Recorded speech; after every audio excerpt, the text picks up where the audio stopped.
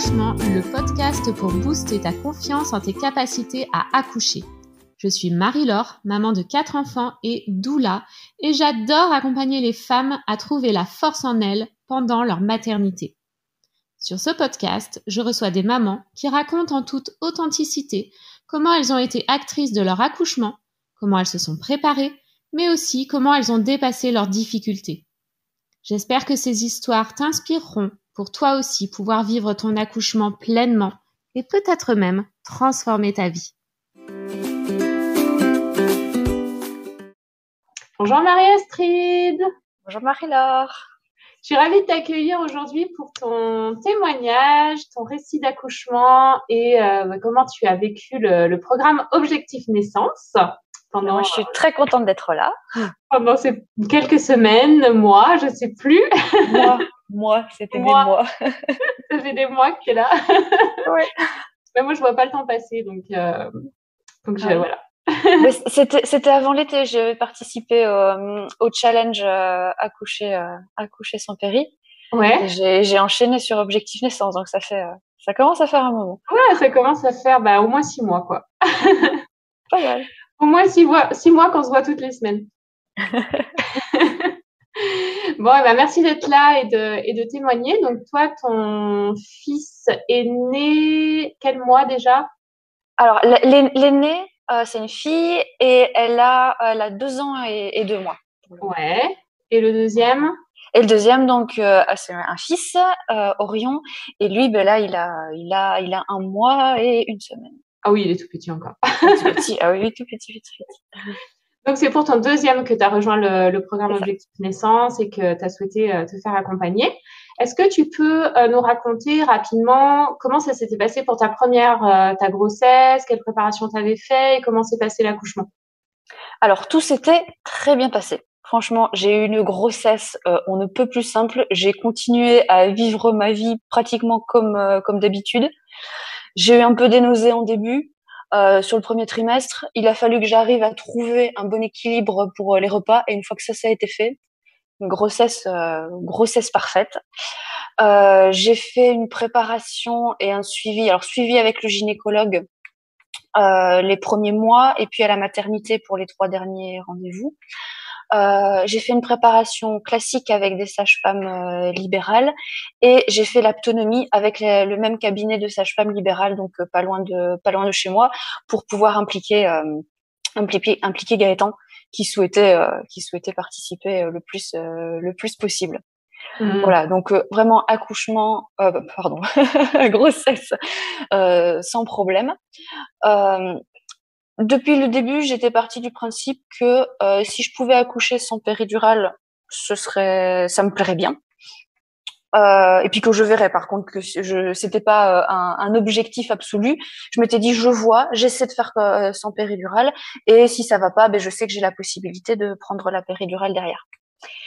Et en fait, un peu tout au long de ma préparation, j'ai espéré avoir des informations sur comment ça se passait si on prenait pas la péridurale, et c'est jamais arrivé. J'espérais avoir les informations au premier rendez-vous, j'ai pas eu. À l'entretien prénatal, j'ai pas eu. À la préparation, pas vraiment. Jusqu'en moi, je disais, la péridurale, je vais essayer sans. Et puis on me disait, ok, vous allez essayer sans.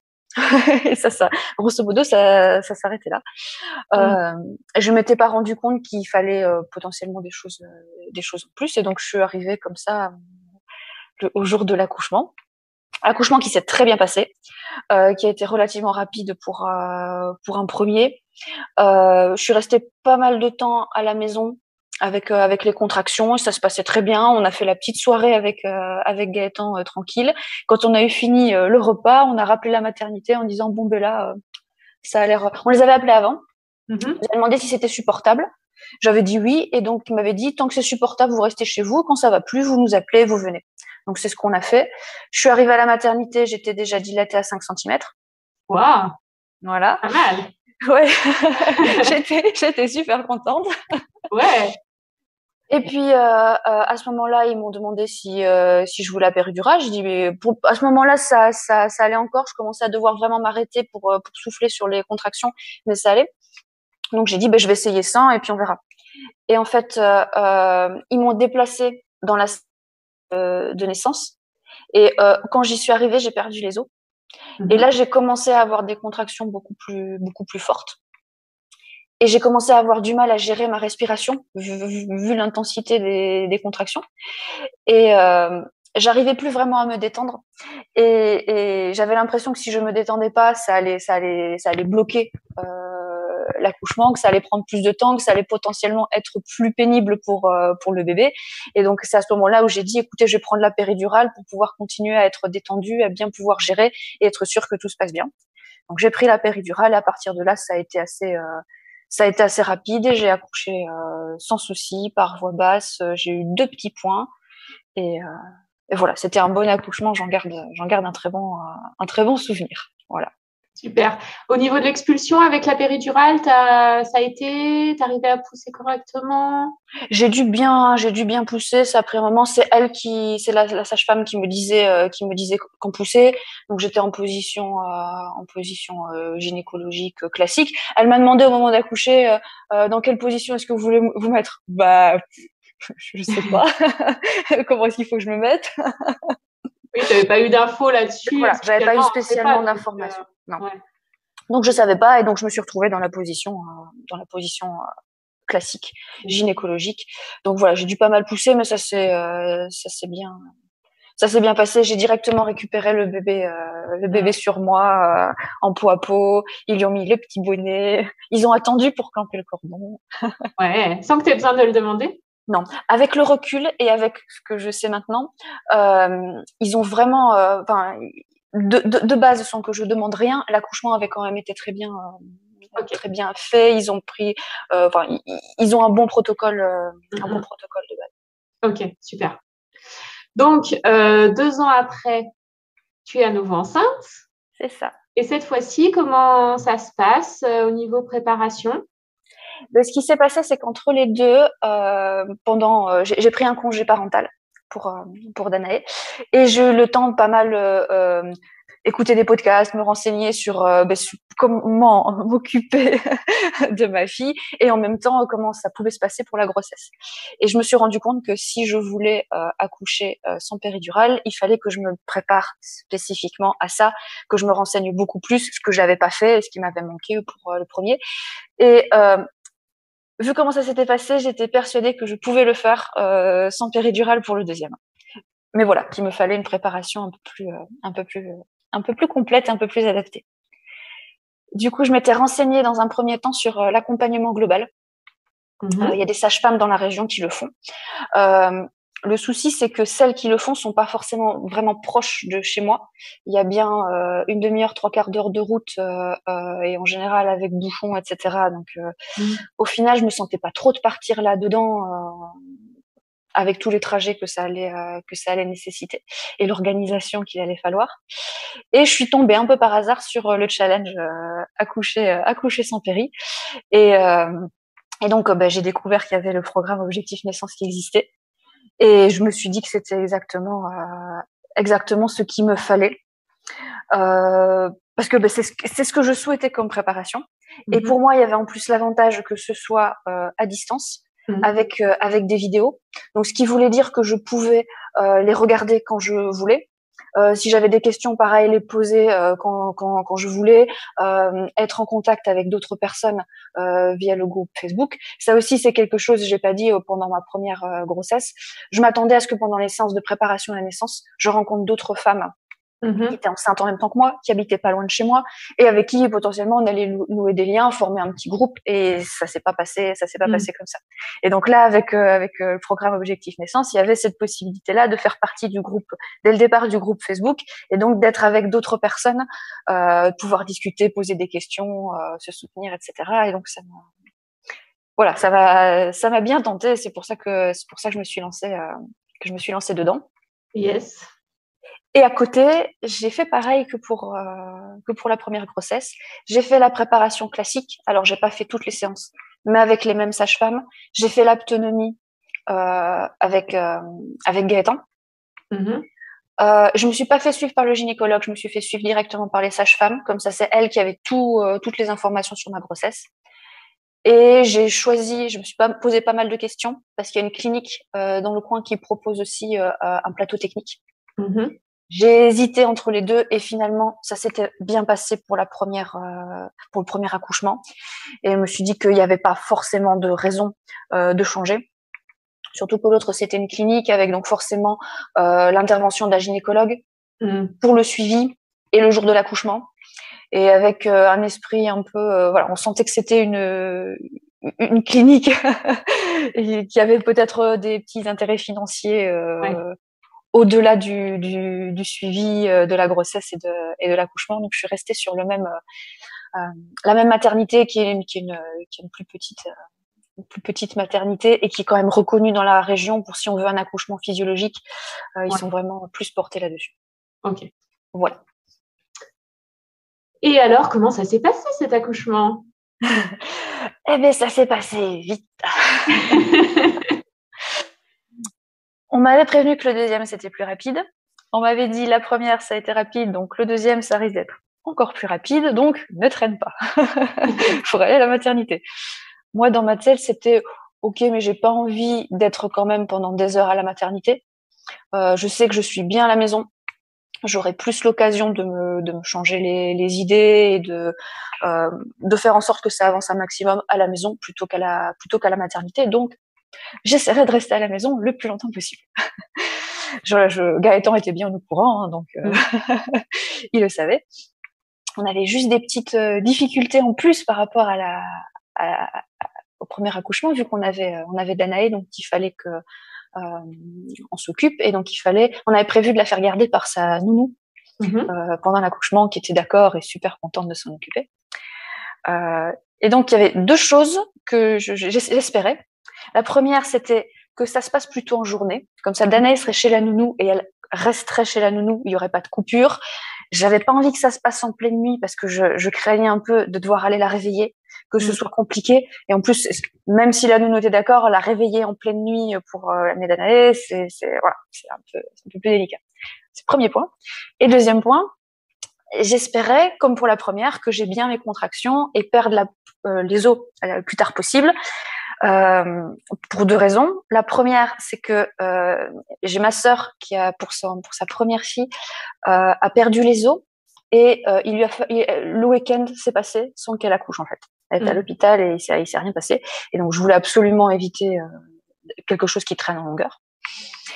Et la deuxième chose, c'est que qu'une fois qu'on a la poche des os qui est rompue, les contractions sont plus intenses. Donc je me disais, si j'ai mon petit amortisseur là, ça pourrait quand même être pas mal.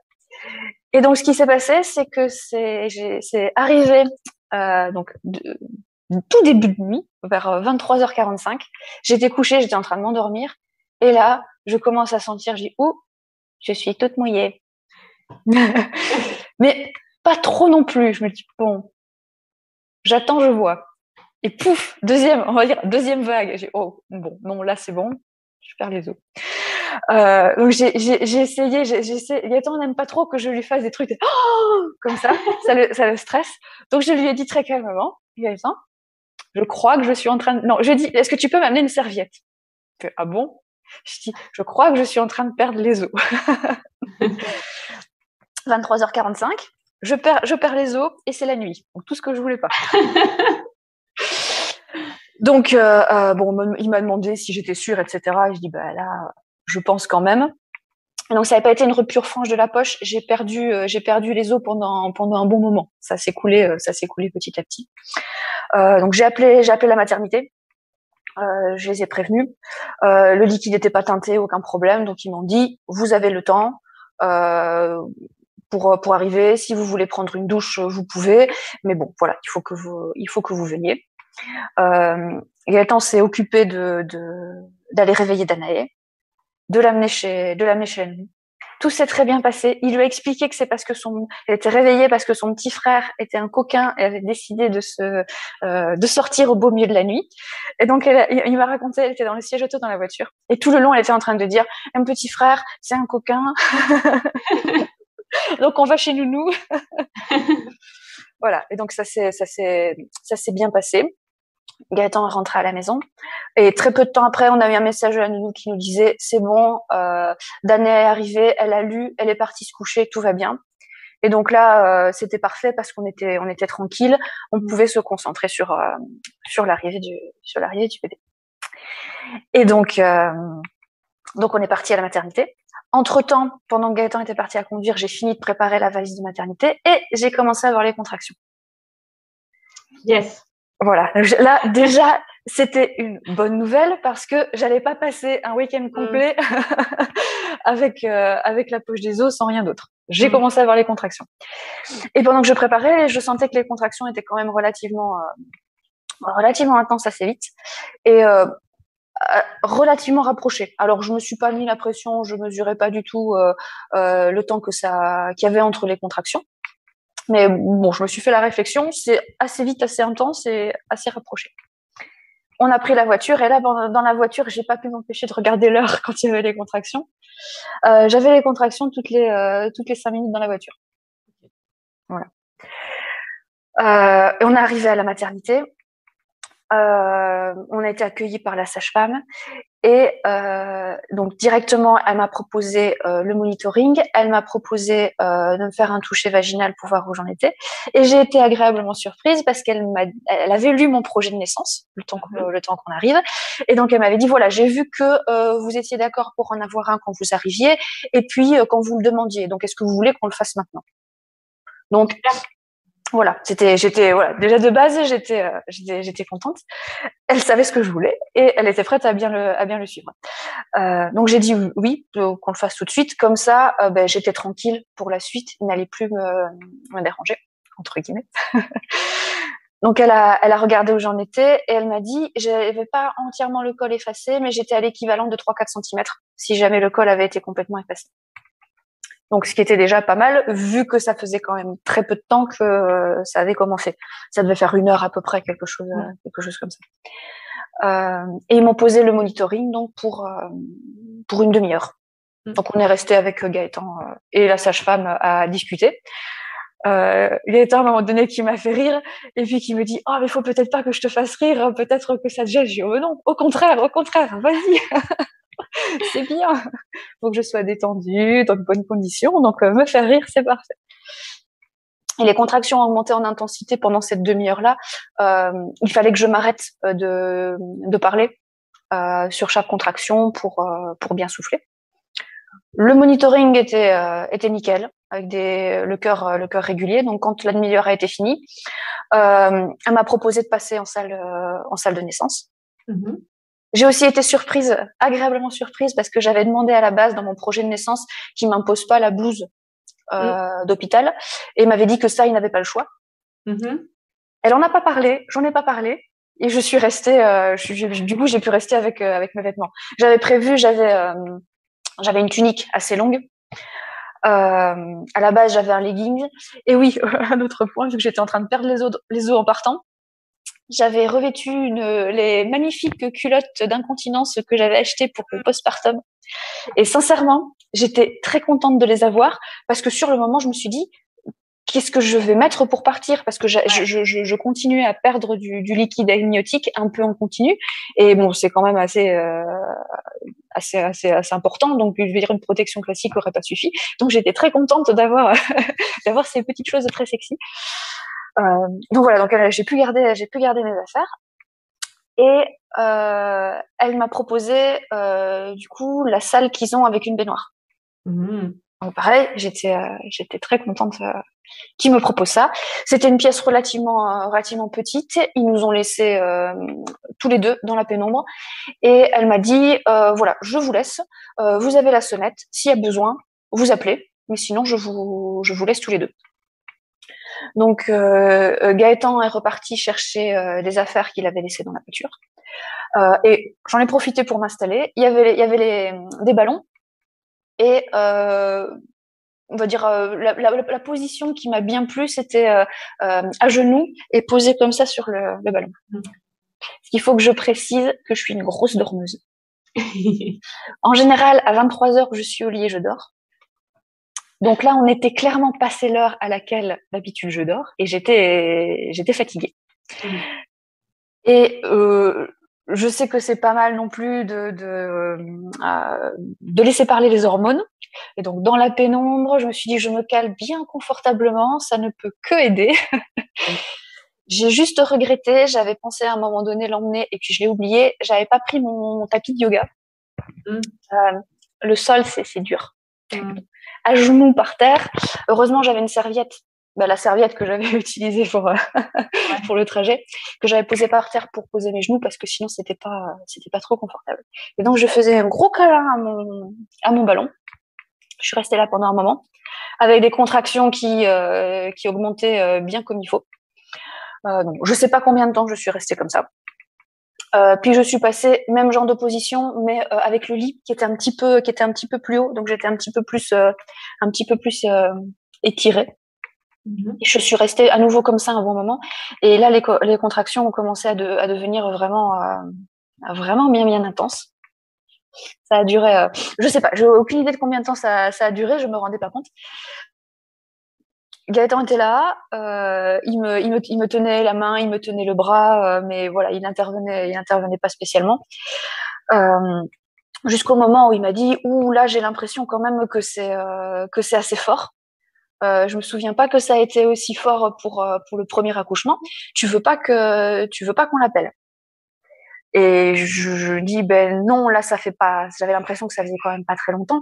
Je me dis il faut encore faut que je continue, il faut que je fasse avancer l'accouchement. Donc j'ai dit non, pas maintenant. Et je continue, ça devient de plus en plus intense, jusqu'à un moment où en fait je sens que j'ai envie de pousser quand il y a une contraction. Et j'avais toujours l'impression que ça faisait pas longtemps. Et donc là je me dis c'est pas normal que tu aies envie de pousser, ça fait pas assez longtemps. Une contraction, deux contractions, et je continue à avoir envie de pousser.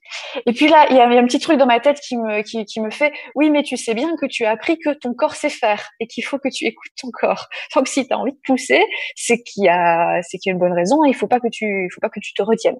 Je me suis pas forcément retenue et Gaëtan m'a redit, tu veux pas qu'on l'appelle? Et donc là, j'ai dit, ok, on l'appelle. Comme ça, je lui demande de vérifier où j'en suis et je vais savoir si ce que je sens, mon envie de pousser, si c'est légitime ou pas, et ça va me conforter ou pas dans ce que je ressens, et ça va me rassurer quelque part. Donc on l'a appelée. Elle est venue. Du coup, j'ai dû monter sur le lit et me mettre sur le dos pour qu'il puisse faire le toucher vaginal. Et je vois ta tête, tu dis ouh, c'est terrible. Et en fait, je me suis retrouvée sur le dos. J'ai tout de suite attrapé mes cuisses, jambes pliées. Alors, attends 2 secondes, je vais couper l'aspirateur. Ok, vas-y. C'est bon. Voilà, donc je me suis allongée sur le dos pour le toucher vaginal. Et tout de suite, j'ai eu envie d'attraper mes cuisses, de les remonter un peu vers moi. Et en fait, je me suis trouvée très bien dans cette position-là, voire même mieux que dans la position où j'étais avant. Et sur chaque position, je tenais mes jambes et je ne retenais pas l'envie de pousser. Et je me sentais beaucoup mieux comme ça, au final. Oh bah cool alors. Voilà, ouais, franchement, parce que quand elle m'a dit de monter, etc., en plus, vu les contractions, j'étais pas très sereine. Et en fait, je me suis trouvée très bien. Donc j'étais de nouveau rassurée, contente. Elle a vérifié et elle m'a dit là, il y a pas de souci, vous êtes à dilatation complète. Et là, elle m'a dit quelque chose que j'ai pas compris, que je comprends toujours pas. Elle m'a dit si vous voulez, vous allez pouvoir pousser, vous allez pouvoir accoucher. Elle m'a dit si vous voulez.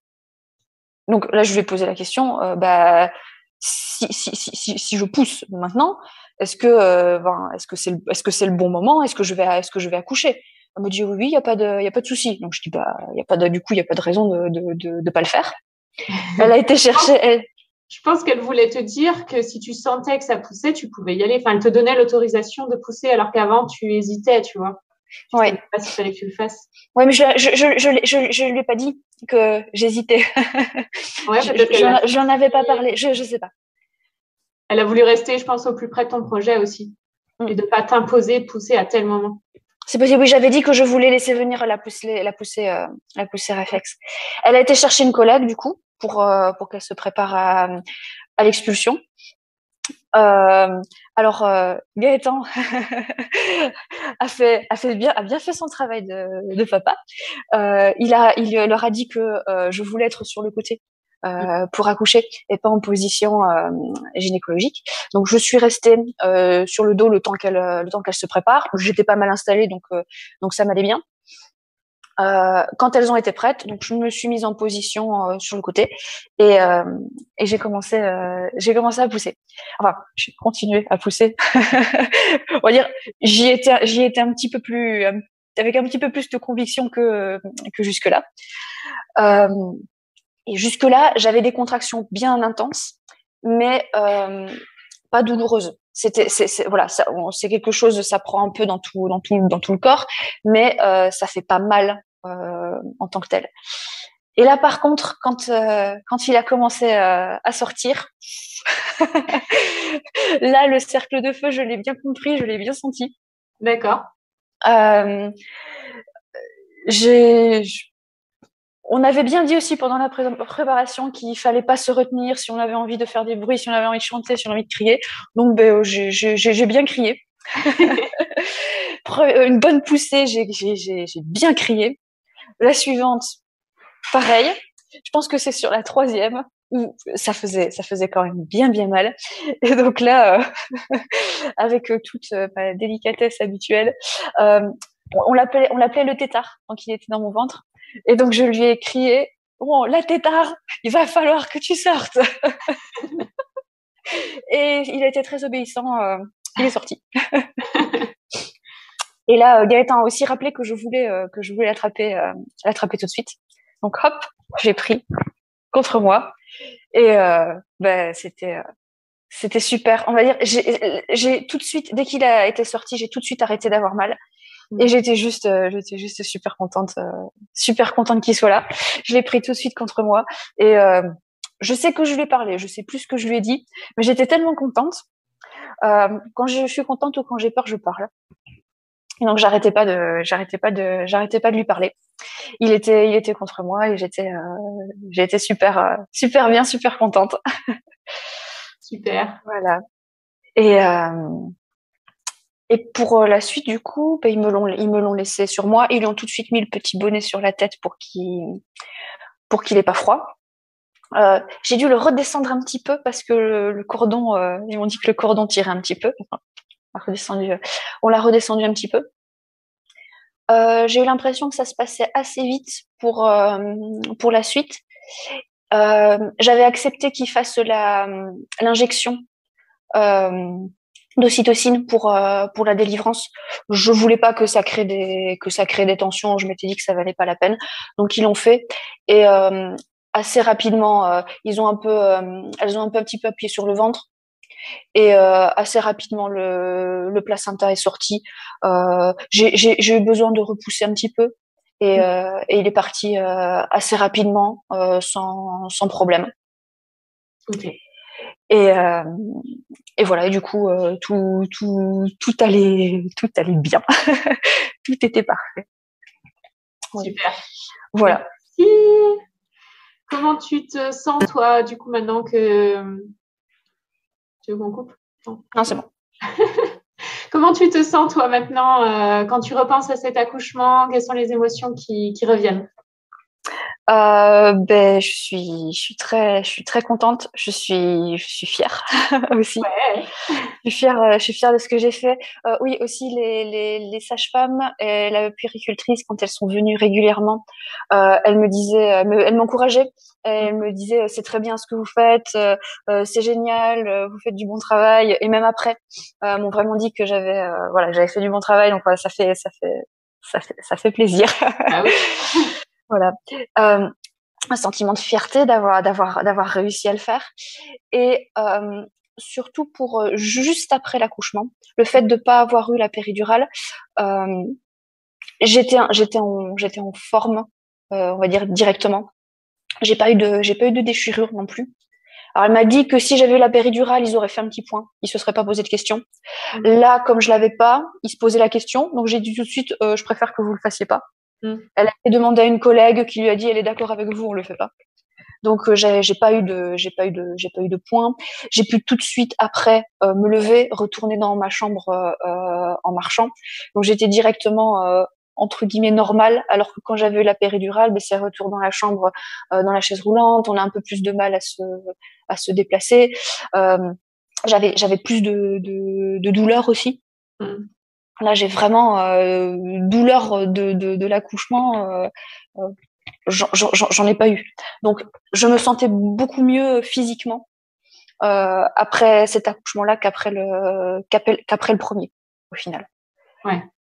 Et j'ai récupéré beaucoup plus vite. Et puis les gens me disaient, mais on dirait pas que tu viens, on dirait pas que tu viens d'accoucher. Et voilà, je me sentais pas non plus. J'avais pas l'impression que je venais d'accoucher non plus. J'étais bien. Mm. Qu'est-ce que le programme t'a apporté en particulier qui a pu t'aider? Plein de choses. Je dirais la première chose, les deux choses les plus importantes, c'est la connaissance en détail, à la fois du protocole classique d'un accouchement médicalisé et du déroulement d'un accouchement physiologique. J'avais les deux, je connaissais les deux, je savais ce que la maternité du coup proposait, avait l'habitude de faire. Je savais ce qui se passait dans un accouchement physiologique, je savais ce que je voulais faire, et donc je sentais que dans tous les cas de figure, ça allait pas être l'inconnu. Mm. J'aime bien quand c'est pas l'inconnu, même s'il y a toujours, voilà, il y a toujours des choses qu'on maîtrise pas. J'avais l'impression de savoir tout ce qui pouvait se passer, et ça m'apporte, enfin, je suis beaucoup plus confiante dans ces situations-là, donc ça m'a apporté beaucoup de confiance, ce qui m'a aidé aussi à être détendue, à être calme, à être sûre de moi. Mm. J'avais été détendue et calme pour le premier. Je savais pas à quoi je m'attendais. Et je sentais depuis le départ que j'étais un petit peu plus stressée pour cet accouchement-ci. Parce que paradoxalement, comme ça s'était bien passé pour le premier, je voulais que ça se passe bien pour le deuxième. Et ça ça me stressait un petit peu que ça se passe moins bien. Je voulais mettre donc toutes les chances de mon côté et j'avais besoin de cette confiance. Ouais, tu avais plus d'attente du coup pour ce deuxième accouchement. Voilà, et je voulais aussi le faire. Cette fois-ci, j'étais décidée à le faire sans péridurale. Donc forcément, je m'étais mis peut-être un peu plus plus d'objectifs et de contraintes que sur le premier. Donc le programme m'a apporté toutes les connaissances et donc la confiance qui allait avec. Je pense que c'est les points les plus importants. Tout le groupe, l'entraide, les visios, ça apporte aussi beaucoup, on va dire, comment on se sent, niveau sentiment, niveau confiance. Toujours pareil, niveau confiance, ça se sent, on se sent entouré, on se sent soutenu. C'est vraiment un gros avantage pour arriver sereine le jour de l'accouchement et pour la suite aussi. Ouais, c'est vrai que ce qui se passe dans le groupe, c'est vraiment beau. Hein. Enfin, oui. Je savais pas que ça allait donner ça, mais c'est vraiment chouette. c'est vraiment chouette. Voilà, on se pose une question. Voilà, tout le monde est là pour dire, ben moi j'ai vu ça, moi j'ai vécu ça, j'ai entendu que c'était comme ça. Voilà, il y a toujours quelqu'un qui est là pour aider. Et puis c'est aussi gratifiant, moi comme j'ai déjà une fille aussi, de pouvoir apporter moi mon expérience et de me dire, ben je peux aider les autres aussi. Ouais. Ça, c'est valorisant et du coup, ben pareil, toujours confiance en soi. Ouais, super. Merci beaucoup. Et dernière question, si tu avais un message à passer aux mamans qui sont enceintes actuellement, qu'est-ce que ce serait? De pas hésiter à rejoindre le programme. Si c'est quelque chose qui les intéresse d'accoucher de manière physiologique sans péridurale, mais même au-delà, ça donne des connaissances qui sont beaucoup plus larges que ce qu'on a dans une préparation classique. Moi, je vais pas dire des questions. Il y a des questions auxquelles j'ai pas eu de réponse à ma première préparation, mais aussi des questions que je me suis pas posées parce que je savais pas en fait. Je savais pas et on m'a pas dit. Là, j'ai eu les réponses à mes questions et au-delà. Et je pense que c'est très bien d'avoir ces informations-là, d'être d'être parfaitement informé, et à partir de là de choisir ce qu'on veut, la péridurale ou pas la péridurale, et voilà. Et à chaque étape de l'accouchement, et même pendant la préparation, de savoir quelles sont les différentes options et de choisir ce qui nous convient le mieux. À nous aussi avec le compagnon, en fonction de la maternité qu'on a, en fonction de l'accompagnement qu'on a. Voilà, on a vraiment tout l'éventail disponible, et c'est je trouve ça super important, super intéressant. Et donc voilà, à recommencer, je referai pareil. Et je veux dire, si j'ai une copine ou une cousine qui est enceinte, voilà, je lui dirai, moi j'ai fait ça et je te recommande de faire pareil. Voilà. En toute honnêteté, hein, c'est vraiment. Moi, je suis super contente de ce que ça m'a apporté. Yes, bah merci beaucoup Marie-Astrid en tout cas pour ce témoignage. C'était vraiment chouette. Ben, merci à toi en tout cas. Inspirer des mamans et leur donner confiance pour y aller elles aussi. Mais j'espère aussi. J'espère en tout cas à tout le monde de pouvoir vivre ce que j'ai vécu. C'était parfait, voilà. C'était aussi, normalement, j'ai pas prévu d'avoir d'autres enfants après. Donc, c'était ma dernière, théoriquement. Et voilà, ça s'est parfaitement, donc je suis enchantée. Yes. Bah, je te souhaite une très belle vie de famille avec tes deux. Merci. Profitez-en bien. Et puis, merci beaucoup. Merci encore. Merci à toi, à bientôt. Si cet épisode t'a plu, pense à t'abonner au podcast, à le liker, à le partager ou à m'envoyer un commentaire, cela me fera très plaisir de te lire. Tu peux découvrir les accompagnements à la naissance que je propose sur mon site internet naissancenonviolente.com et me suivre au quotidien sur mes réseaux Facebook et Instagram à Naissance Non Violente. Je te remercie pour ton écoute et je te dis à bientôt dans une nouvelle histoire d'accouchement.